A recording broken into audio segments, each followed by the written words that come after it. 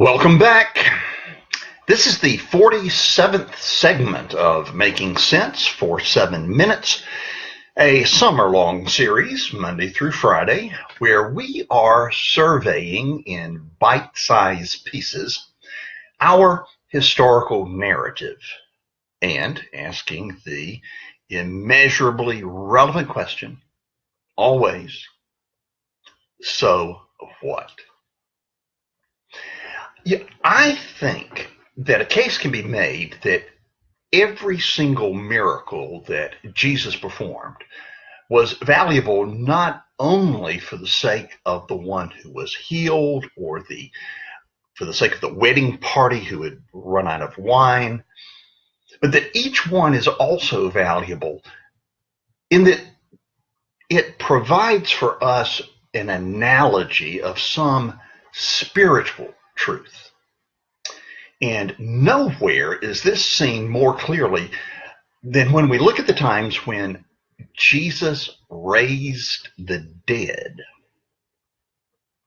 Nowhere is there a clearer physical representation of the deepest of spiritual realities than when Jesus raised the dead. Especially if you bring all of those occasions together and compare them. At least 3 times that we know of, Jesus raised the dead. There may have been more than 3, but we know for sure that there were 3 from the gospel accounts that are found in the New Testament. One was the raising of a little girl who had just died. She was the daughter of a man named Lazarus. And if you look in the Gospel according to Mark, in the 5th chapter, there's this account. Another was the son of a widow who was raised during his own funeral procession. And if you look at Luke 7, you'll find that account. And the third was a good friend of Jesus, a man named Lazarus, who had already been in the tomb for 3 days. Now, look at these 3. When Jesus arrived at Jairus' home, the daughter had just died. Her body was still warm. Lying there, if somebody had just walked past the room, glanced in the door, they would have thought she was taking a nap. She looked just fine.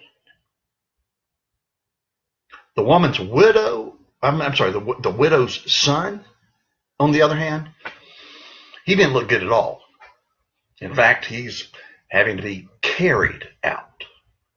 He was no longer mobile, certainly no longer to care for himself. Somebody even had to dress him. Then there's Lazarus, and he didn't look good at all. In fact, he looked horrible. He'd been in the tomb for 3 days.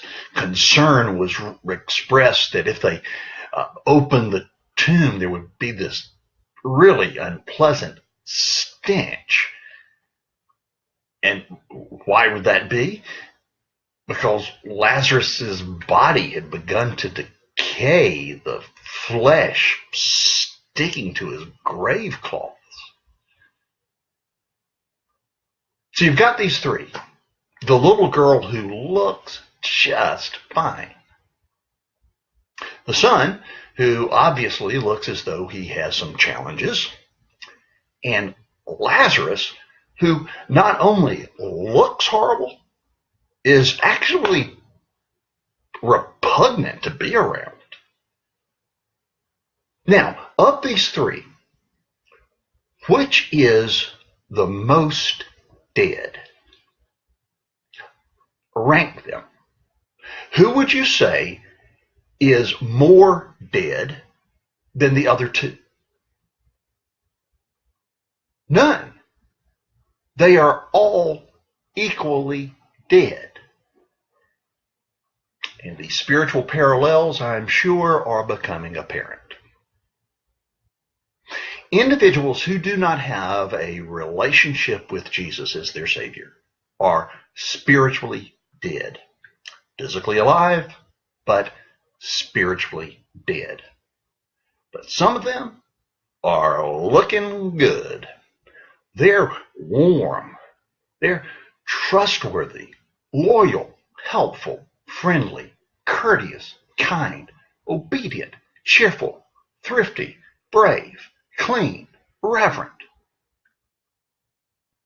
However, at the other end of the spectrum, there are those who look gross, and they are gross. Their lifestyle, their language, their outlook. Now,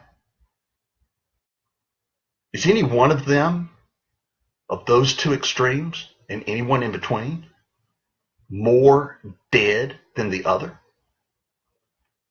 Is anyone better off than the other? Essentially, no. They're all dead. Of the two, say Jairus' daughter or Lazarus, which was the most difficult for Jesus to bring back to life? Which one was nearly out of reach? Which gave Jesus the greatest challenge? Neither of them.